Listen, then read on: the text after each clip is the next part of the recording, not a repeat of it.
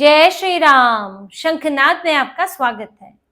कांग्रेस में विधायकों की ऐसी हालत है कि छोटे से छोटा चुनाव क्यों ना हो, कांग्रेस को रिजॉर्ट पॉलिटिक्स करनी पड़ती है। अपने विधायकों को बार बार रिजॉर्ट लेकर जाना पड़ता है। हरियाणा में हुआ, अभी मध्य प्रदेश में भी तैयारी थी राज्यसभा चुनाव में, लेकिन वो तो पहले ही हार गए, पहले ही जो है पार्टी के अंदर सेंध लग गई।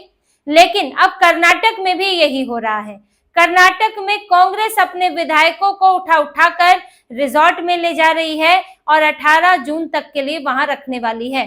चुनाव है एमएलसी का। राज्यसभा चुनाव में तो यहाँ पर हो गया, एक बीजेपी का और 3 कांग्रेस के निर्विरोध जीत चुके हैं, लेकिन एमएलसी की 7 सीटों पर अब मामला फंसा हुआ है। यहाँ 7 सीटों के लिए 8 उम्मीदवार उतर चुके हैं और कांग्रेस को डर सता रहा है कि कहीं क्रॉस वोटिंग ना हो जाए, उसके विधायक उसे धोखा ना दे दे।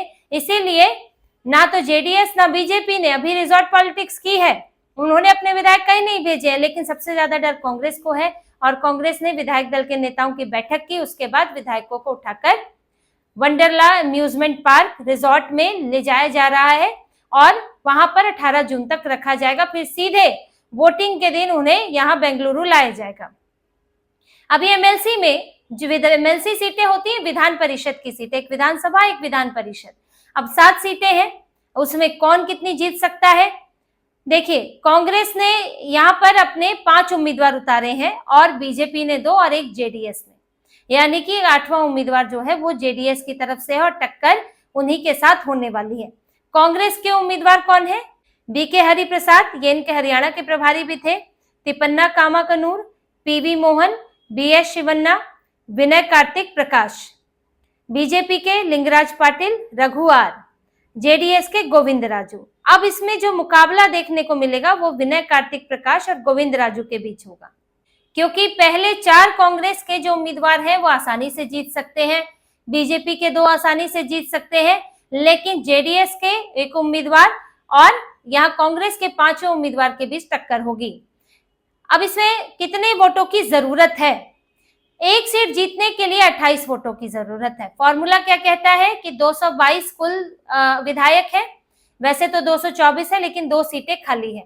222 कुल विधायक है, 7 सीटें खाली है, 7 में हम 1 जोड़ेंगे तो 8 हो जाएगा, फिर इसे 222 से भाग देंगे तो लगभग 27 का आंकड़ा आएगा और उसमें 1 जुड़ेगा तो 28 हो जाएगा।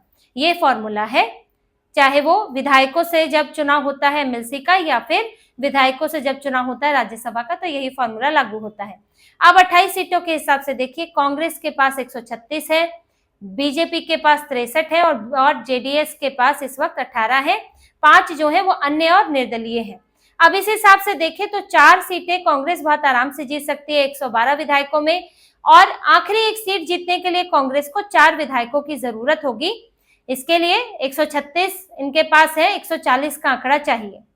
बीजेपी की बात करें तो बीजेपी के 2 विधायक बहुत आराम से जीत सकते हैं, उसके बावजूद भी बीजेपी के विधायक बच जाएंगे जो कि वो जेडीएस को समर्थन करेंगे, लेकिन जेडीएस को जीतने के लिए 3 और की जरूरत पड़ेगी और ये 3 उसे अब कहां से मिलेंगे, इसका ही इंतजाम अब जेडीएस भी करने में लगी है, बीजेपी भी जुटी है। और इसमें जो निर्दलीय है वो किस तरफ रुख करेंगे ये तो तभी पता चलेगा, निर्दलीय और अन्य जो है, यानी कि छोटी पार्टियों के एक जो है विधायक हैं। अब ऐसे में कांग्रेस को डर है कि कहीं उसके विधायक न खिसक जाए। अब जेडीएस और बीजेपी निर्दलीयों का सहारा भी ले सकते हैं, उसको तो कम चाहिए, 3 ही चाहिए, कांग्रेस को 4 चाहिए, कांग्रेस भी निर्दलीय का सहारा ले सकती है। लेकिन फिर भी कांग्रेस को ये डर क्यों लग रहा है कि उसके विधायक ही बीजेपी को, जेडीएस को वोट कर सकते हैं? इसकी बड़ी वजह है पार्टी का अंदरूनी झगड़ा। अभी भी डीके शिव कुमार और सिद्धारमैया का झगड़ा निपटा नहीं है। डीके शिव कुमार अभी एक तरह से कह सकते हैं कि जबरदस्ती सीएम बने, यानी कि सिद्धारमैया से जबरदस्ती कुर्सी छीनी। वादा था सोनिया गांधी के सामने, लेकिन सिद्धारमैया छोड़ना नहीं चाहते थे, 2.5 साल का वो करना नहीं चाहते थे, लेकिन डीके शिव कुमार ने दबाव बनाया और कुर्सी ली। तो नाराजगी है सिद्धारमैया में भी और उनके पूरे खेमे में भी। फिर इधर मंत्रियों को लेकर फैसला नहीं हो पाया है, 34 में से अभी तक 13 ही मंत्री जो है फाइनल हो पाए हैं। बाकियों के लिए डीके शिव कुमार जो है दिल्ली तक दौड़ लगा के आ गए, इनके कुछ एक नेता मंत्री बनने के लिए वो भी दिल्ली की सैर कराए, लेकिन फैसला नहीं हो पा रहा है क्योंकि इसमें 3 गुट बने हुए हैं। एक गुट है सिद्धारमैया का, उन्हें जो है अपने त्याग के बदले उन्हें बहुत कुछ चाहिए, अपने बेटे के लिए भी उन्हें बड़ा पद चाहिए और साथ ही वो चाहते हैं कि उनके खेमे के विधायक बने रहें, मंत्री बने, कैबिनेट में जगह लें और एक तरह से उनका नियंत्रण बना रहे। डीके शिव कुमार चाहते हैं कि उनके लोगों को ज्यादा मौका मिलना चाहिए और अब कैबिनेट का निर्माण उनके हाथ में होना चाहिए, ज्यादातर अधिकार उनके हाथ में होना चाहिए। तीसरा जी परमेश्वर है, जो कि दलित नेता है, उन्हें अभी डिप्टी सीएम बनाया गया है।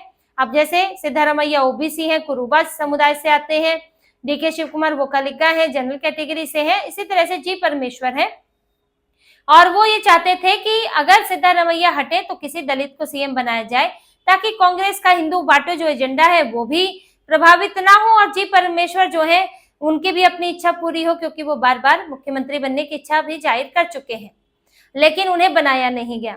अब जब बनाया नहीं गया डिप्टी सीएम, तो उनके लिए कोई ऐसी चीज है नहीं जो वो चाहते थे विशेष तौर पर, तो अब वैसे में वो भी चाहते हैं कि उनके लोगों को कैबिनेट में जगह मिले, सरकार में जगह मिले। तो ये तीन तरफा लड़ाई चल रही है और इन तीन खेमों में विधायक बटे हुए हैं और सबसे ज्यादा झगड़ा डीके शिव कुमार और सिद्धारमैया के विधायकों के बीच में और इन दोनों नेताओं के बीच में है। ऐसे में कहीं भी सेंधमारी लग सकती है और इसमें डीके शिव कुमार के लिए समस्या ये है कि उनके लिए परीक्षा है, एकजुटता की परीक्षा है। देखिए, राज्यसभा में तो वोटिंग की जरूरत पड़ी नहीं तो बच गए, लेकिन एमएलसी में जरूरत पड़ेगी। उनके नेतृत्व में होने वाला ये पहला चुनाव है, भले ही एक इंटरनल चुनाव है, जनता के बीच आपको नहीं जाना है, लेकिन फिर भी कम से कम पार्टी के लोगों के बीच तो आपको जाना है। पार्टी के लोग तो एकजुट होकर दिखने चाहिए आपके पीछे, तो उनको भी ये साबित करना है कि मेरे नेतृत्व में हो रहा पहला चुनाव पार्टी जरूर जीते और पार्टी कोई सेंध ना लगे। तो डीके शिव कुमार में भी बेचैनी है, वो भी इसलिए विधायकों को अलग रखना चाहते हैं कि कहीं कोई कांटेक्ट ना हो जाए। कांटेक्ट सिर्फ बीजेपी और जेडीएस से नहीं, बल्कि डीके शिव कुमार विरोधी खेमे से भी कांटेक्ट हो सकता है और डीके शिव कुमार को हराने की तैयारी भी हो सकती है। तो ये सारी आशंकाओं में इस वक्त कांग्रेस घिरी हुई है और इसीलिए दौड़ा दौड़ा कर रिजॉर्ट में उठाकर ले गई है। लेकिन रिजॉर्ट में उठाकर तो कांग्रेस हरियाणा में भी ले गई थी और ओडिशा के चुनाव में भी कांग्रेस ने कुछ विधायकों को बेंगलुरु में रिजॉर्ट में ठहराया था, लेकिन दोनों जगह सेंध लग गई। हरियाणा में भले ही कांग्रेस जीत गई, एक आध वोट का अंतर रहा, लेकिन सेंध तो लगी थी और वो क्रॉस वोटिंग हुई थी, कुछ वोट रद्द भी हुए थे। रद्द होने में भी अपना खेल होता है। ओडिशा में भी जो निर्दलीय उम्मीदवार, बीजेपी समर्थित निर्दलीय उम्मीदवार जीत गए, कांग्रेस में सेंध मारी हुई थी। तो रिजॉर्ट में रखकर फायदा हो ये जरूरी नहीं है, कोशिश की जाती है, पर फिर भी किसी न किसी तरह का संपर्क होता है या इससे पहले ही संपर्क हो जाता है तो सेंध लगने की स्थितियां बनी रह सकती है। तो अब कांग्रेस अपने को खुश करना चाहती है, डीके शिव कुमार किलेबंदी करना चाहते हैं और किसी तरह एमएलसी की सीट के जरिए चुनावी जीत अपने कार्यकाल की शुरुआत में दिखाना चाहते हैं। उसके लिए ये सब कवायद हो रही है, लेकिन यहाँ से बीजेपी और जेडीएस भी तैयार है। जेडीएस देखिए, जेडीएस एक ऐसी पार्टी है जो कांग्रेस से भी जुड़ी रही है। बीजेपी को सिर्फ वोट नहीं देना है, जेडीएस के नेता का मामला फंसा है और जेडीएस के नेताओं की कांग्रेस से भी अच्छी पहचान रही है, अच्छी बातचीत रही है और जेडीएस को वोट देने का मतलब एक तरह से पूरी दगाबाजी भी नहीं है, वो तो होता बीजेपी को वोट देना। तो ऐसे में नेता जो है अपना फैसला इनके लिए ले सकते हैं कि जेडीएस के पक्ष में वोट डाला जाए और यही कांग्रेस का डर है। अब 18 जून को चुनाव है तो देखना है कि कांग्रेस, ये 4 सीटें कांग्रेस को मिलती हैं कि 4 सीटें उठकर जेडीएस के खेमे में चली जाती हैं। तो इसी तरह की और खबरें और विश्लेषण आपके लिए लाते रहेंगे, हमसे जुड़े रहिए, सब्सक्राइब कीजिए, कमेंट कीजिए। बहुत बहुत धन्यवाद। जय श्री राम।